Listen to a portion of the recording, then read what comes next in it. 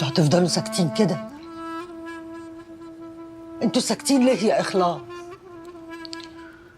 عشان مش عايزين نتكلم يا تيسير. ايوه، طب ما تحكوا لنا احنا ايه اللي حصل؟ اللي حصل ان الموضوع ده ما حصلش وما يتفتحش في البيت تاني، ومش عايزه هلك في حوارات لا بتقدم ولا بتاخر. لا يا خالتي، على الاقل عرفينا انا ايه اللي حصل، عشان لو ما عرفتيش تحل اعرف احل بطريقتي. سيب عليك وعلى امك.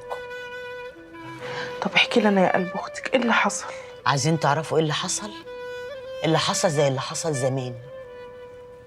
الناس دي ضحكت علينا تاني، واحنا هنحط جزمه ببقنا وهنسكت، عشان احنا مش قد الناس دي، احنا مش قدهم. ايوه ياما، بس ده ما يرضيش. خلصنا.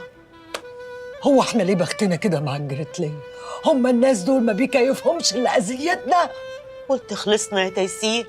ايوه، هو ده كلام الناس العاقلين. خلصنا واحنا مش قدهم. وازيدك كمان بقين، انت وخيبه امل اللي قاعد هناك ده، اللي بيقول لك نحل ولا ما نحلش، وجوز المقاطيع دول اللي عايزين يعرفوا ايه اللي حصل، كانهم لو عرفوا هيحلوا ولا يربطوا. احنا جرابيع وسناكيح وما نسواش في سوق الخلق نكله، وملناش غير شغلنا، وشغلنا ان احنا نبسط الخلق. انا اتفقت بكره على فرح في المنصوره بتاع تاجر تنشوكي كبير قوي. ده مش هرقص يا جوز خالتي. هترقصي، ومن هنا ورايح ما اسمعش في البيت ده غير كلمه واحده بس: حاضر ياما.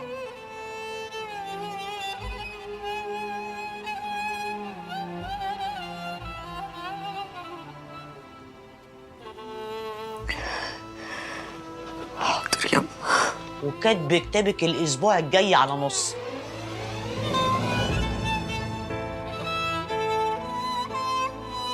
يعني ايه كاتب كتابي على نص؟ يعني مفيش غيره هيستر على لحمه، وانا لسه قايله ما اسمعش الا ايه؟ حاضر ياما، حاضر.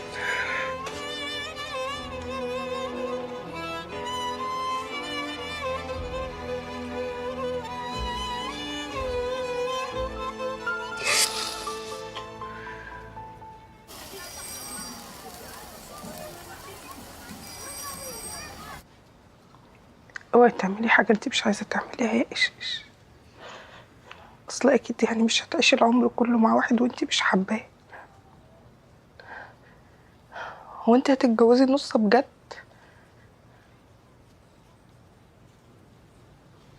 مش عارفه حاجه. الدنيا طلعتني رقاصه وعايشه عيشه مش حباها، بحاول اهرب منها.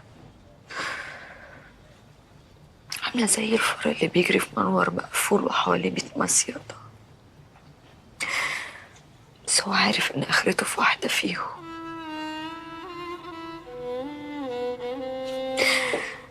انا يوم ما لقيت راجل احبه ويطنش اني رقاصه ويرضى يتجوزني، وقعدت ارسم الدنيا اللي نفسي فيها، طلع نقل. وفي الاخر امك جايه تقول عايزه تجوزني نص، عايزه تجوزني اخويا. وانا مش عارفه افتح بقي عشان عيني مكسوره يا صفاء.